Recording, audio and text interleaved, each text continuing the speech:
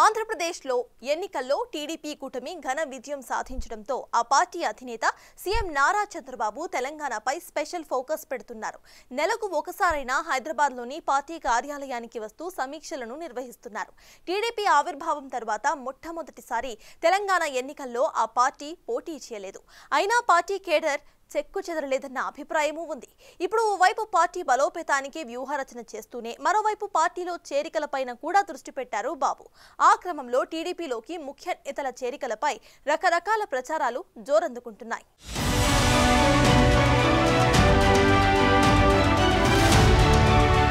తెలంగాణలో తెలుగుదేశం పార్టీని బలోపేతం చేయడమే లక్ష్యంగా ఆ పార్టీ అధినేత చంద్రబాబు నాయుడు పావులు కదుపుతున్నారు.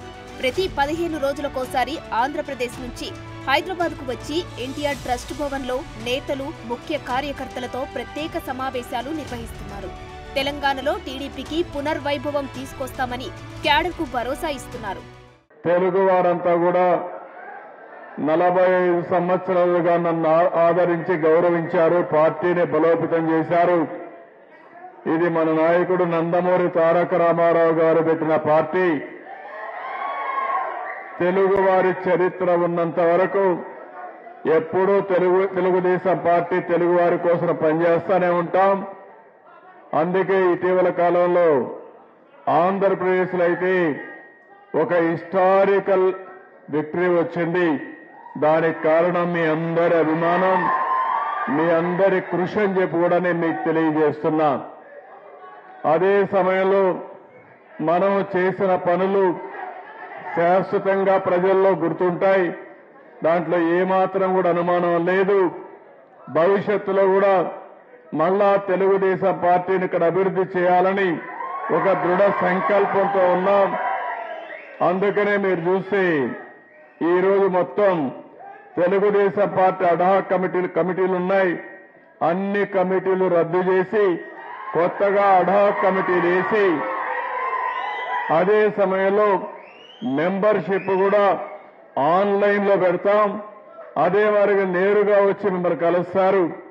మళ్లీ కొత్త మెంబర్షిప్ తయారు చేసి కొత్తగా ఎవరైతే యువరక్తం ఉందో ఆ యువరక్తంతో పార్టీని శాశ్వతంగా బలోపేతం చేయడానికి ముందుకు పోతామని చెప్పి కూడా నేను మీకు తెలియజేస్తూ, ఓవైపు పార్టీ బలోపేతానికి వ్యూహరచన చేస్తూనే మరోవైపు పార్టీలో చేరికలపైన సిబిఎన్ దృష్టి పెడుతున్నారు.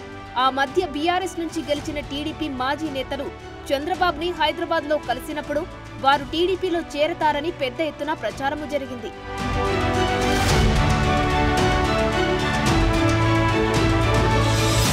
తాజాగా సీనియర్ నేత, మాజీ మంత్రి, సినీ నటుడు బాబు మోహన్ సైకిల్ ఎక్కడానికి రెడీ అయ్యారన్న టాక్ నడుస్తుంది. సినిమాల్లో, రాజకీయాల్లో తనకంటూ ప్రత్యేక గుర్తింపు తెచ్చుకున్న ఆయన కొద్ది రోజులుగా రాజకీయాల్లో యాక్టివ్గా లేరు. అభిమానులు, అనుచరుల కోరిక మేరకు మళ్లీ యాక్టివ్ కావాలని, అది కూడా తనకు రాజకీయ భవిష్యత్తు ఇచ్చిన తెలుగుదేశంలో చేరి సత్తా చూపించడానికి సిద్ధమవుతున్నారట. ఆ క్రమంలోనే ఎన్టీఆర్ ట్రస్ట్ భవన్ కి విచ్చేసిన నారా చంద్రబాబును బాబు మోహన్ కలిశారు. ఈ సందర్భంగా పార్టీలో చేరినప్పుడు, టీడీపీలో ఉన్నప్పుడున్న రాజకీయ పరిణామాలను గుర్తు చేసుకుని ఆయన చాలా ఎమోషనల్ అయ్యారట.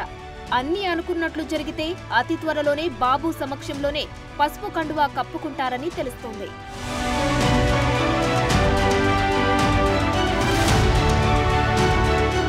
అధినేత ఈసారి ట్రస్ట్ భవన్ కు వచ్చే సమయానికి పార్టీలో చేరికకు ముహూర్తం ఫిక్స్ చేసుకుంటారన్న చర్చ కూడా నడుస్తుంది. ఇదే విషయాన్ని బాబు మోహన్ అనుచరులు, వీరాభిమానులు సైతం సోషల్ మీడియాలో పెద్ద ఎత్తున పోస్టులు పెడుతున్నారు. చిన్నప్పటి నుంచి నందమూరి తారక రామారావుకు వీరాభిమాని అయిన బాబు మోహన్ టీడీపీతో రాజకీయ అరంగేట్రం చేశారు. తొలిసారి మెదక్ జిల్లా ఆందోళ్ నియోజకవర్గం నుంచి ఎమ్మెల్యేగా పోటీ చేసి గెలిచారు. అంతేకాదు సాంఘిక సంక్షేమ శాఖ మంత్రిగా కూడా పదవి దక్కించుకున్నారు. ఆ తర్వాత 2004, 2009 ఎన్నికల్లో కాంగ్రెస్ తరపున పోటీ చేసిన దామోదర రాజనరసింహ చేతిలో ఓటమి పాలయ్యారు. అప్పుడున్న రాజకీయ పరిస్థితుల రీత్యా టీడీపీకి గుడ్ బై చెప్పి టీఆర్ఎస్ తీర్థం పుచ్చుకున్నారు. 2014లో ఇదే ఆందోళన నుంచి పోటీ చేసి రాజనరసింహపై 3291 ఓట్ల మెజారిటీతో గెలుపొందారు.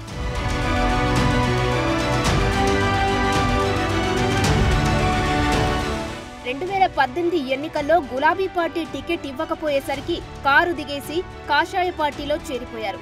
బీజేపీ తరపున ఆందోళన నుంచి పోటీ చేసి బీఆర్ఎస్ అభ్యర్థి చంటి క్రాంతి కిరణ్ చేతిలో ఘోరంగా ఓడిపోయారు. 2 సార్లు ఎమ్మెల్యేగా గెలిచిన ఆయన 2018లో 3వ స్థానానికి పరిమితం కావడంతో అందరూ ఆశ్చర్యపోయారు. ఆ తర్వాత బీజేపీ హైకమాండ్తో పడకపోవడం, 2023 ఎన్నికల్లో టికెట్ ఇవ్వకపోవడంతో ఆ పార్టీకి రాజీనామా చేసి కేఏ పాల్ సమక్షంలో ప్రజాశాంతి పార్టీలో చేరారు.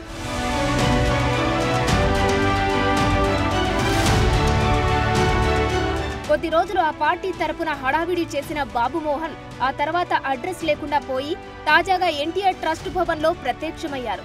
ఒకవేళ బాబు మోహన్ టీడీపీలో చేరడం ఖాయమైతే ఆయనకు ఎలాంటి ప్రాధాన్యత లభిస్తుందో చూడాలి.